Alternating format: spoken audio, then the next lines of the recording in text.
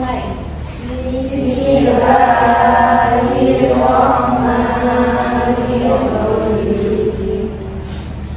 Apa kabar anak-anak? Baik, Bu. Bagaimana keadaan kalian pada pagi hari ini? Alhamdulillah baik.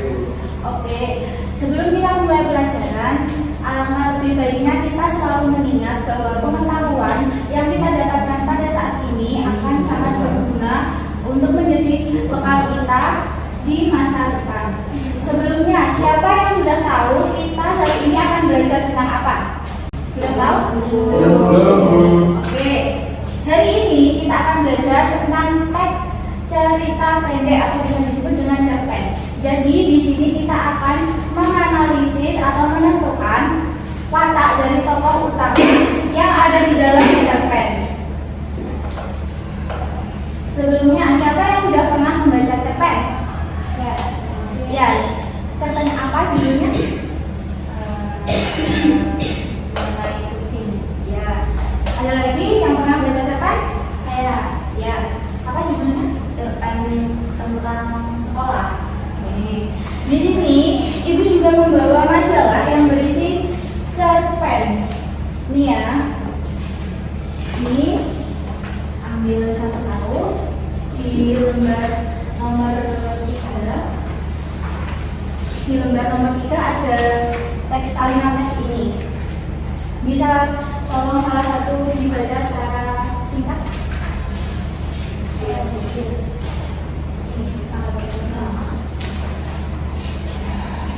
Judulnya Maling Kundang. Pada suatu waktu, hiduplah sebuah keluarga nelayan di pesisir pantai wilayah Sumatera. Keluarga tersebut terdiri dari ayah, ibu, dan seorang anak laki-laki yang diberi nama Maling Kundang. Oke, menurut kalian tokoh utamanya siapa di dalam teks itu? Maling Kundang. Sekarang kita akan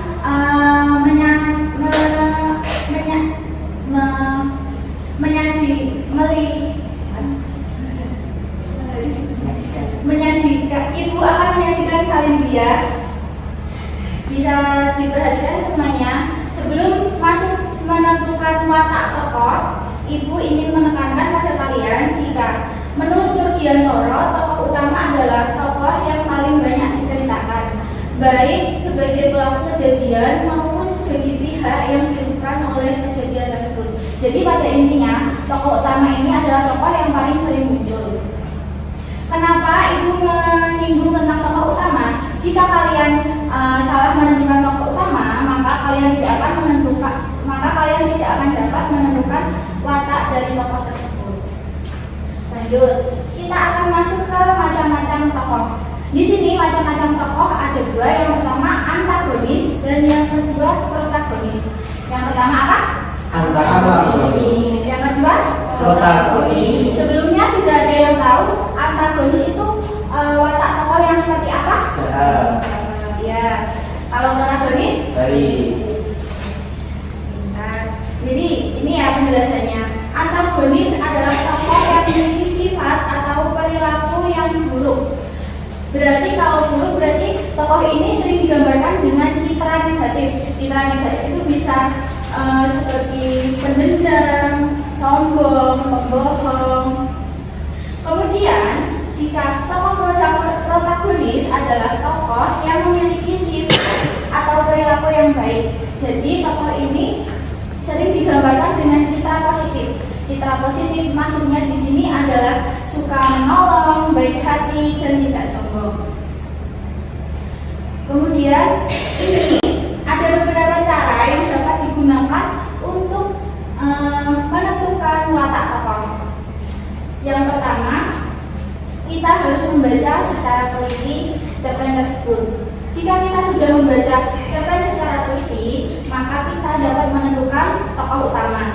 Tadi ibu sudah jelaskan, jika kita salah menentukan tokoh utama, maka kita tidak dapat menentukan watak tokoh tersebut.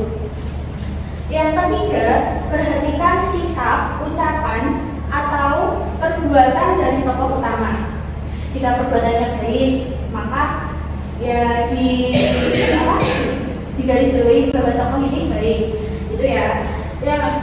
Kemudian setelah kita memperhatikan sikap, kita dapat menilai apakah tokoh itu termasuk tokoh baik atau jahat. Jika tokoh baik, maka dapat dikatakan tokoh itu memiliki watak protagonis. Kalau bertokoh jahat, maka dapat dikatakan sebagai antagonis.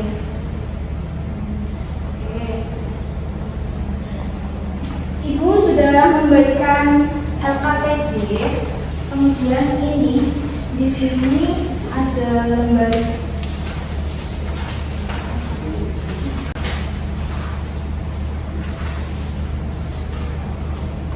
Nah, di situ di lembar LKPD sudah ada petunjuk penggunaan dan terdapat teks yang nantinya akan kalian analisis.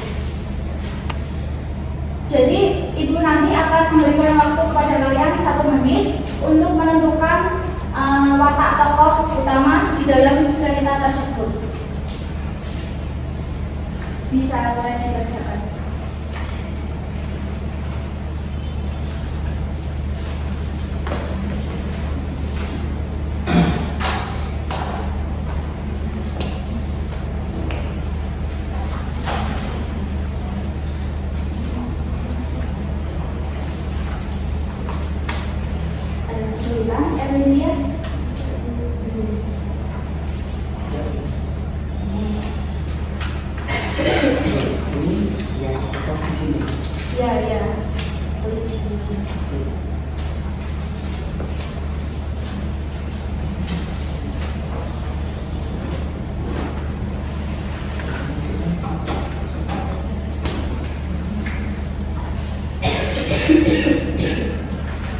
Oke anak-anak, apakah sudah selesai? Sudah, Bu. Oke, ibu akan meminta perwakilan dari kalian untuk maju. Bisa tolong Pia untuk mewakili teman-teman?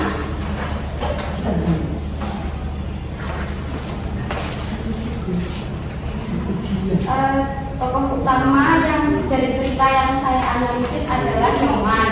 Wataknya baik dan rendah hati. Kemudian penjelasannya, Karena dalam cerita disebutkan bahwa ia baik dan memiliki sifat yang rendah hati. terima kasih. Menurut Erlindia, jawaban dari Pia apakah benar? Kenapa bisa benar? Karena sosok paling benar itu memang Nyoman.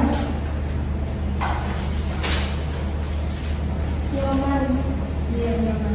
Ya, karena sering muncul di dalam cerita. Oke,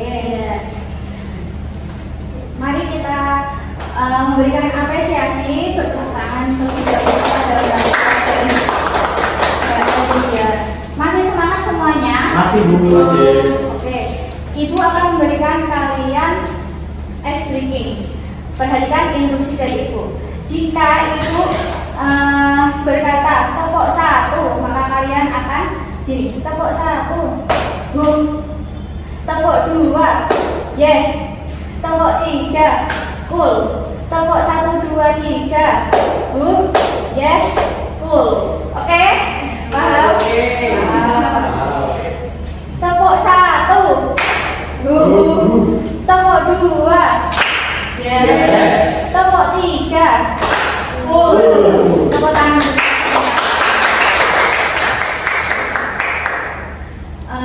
Ibu akan memberikan penguatan. Maka yang dianalisis Mbak Pia benar, tepuk tangannya Nyoman dan ia berwatak protagonis.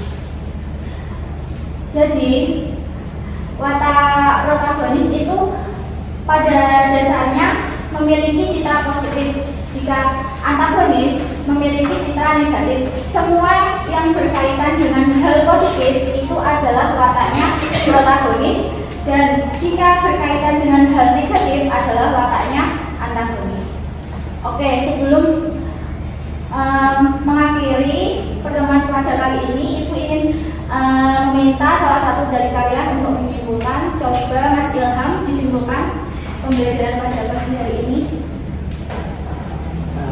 Sebenarnya adalah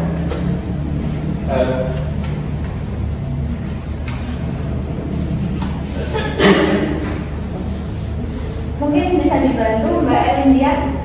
Kita hari ini belajar mengenal tokoh utama, yaitu jenis protagonis dan juga antagonis. Ya. Ada lagi yang ingin menambahkan? Protagonis seperti apa? Antagonis seperti apa? Ya. kalau antagonis itu watak yang jahat atau Ya. buruk, kalau yang protagonis itu watak yang baik yang perlu dicontoh. Oke, tepuk tangan untuk kita semua. Untuk minggu depan kita masih akan membahas tentang tokoh, akan tetapi bukan lagi tentang tokoh utama. Jadi kita akan menentukan watak dari tokoh tambahan. Untuk itu Ibu mewajibkan untuk setiap siswa besok membawa satu cerpen, entah itu di buku atau dicetak atau di print, bebas. Intinya besok membawa satu cerpen. Oke, apakah pembelajaran hari ini susah untuk dipahami, teman-teman? Tidak. Apakah semuanya paham dengan pembelajaran pada pagi hari ini? Paham. Apakah ada yang perlu dikonfirmasi atau ditanyakan? Tidak.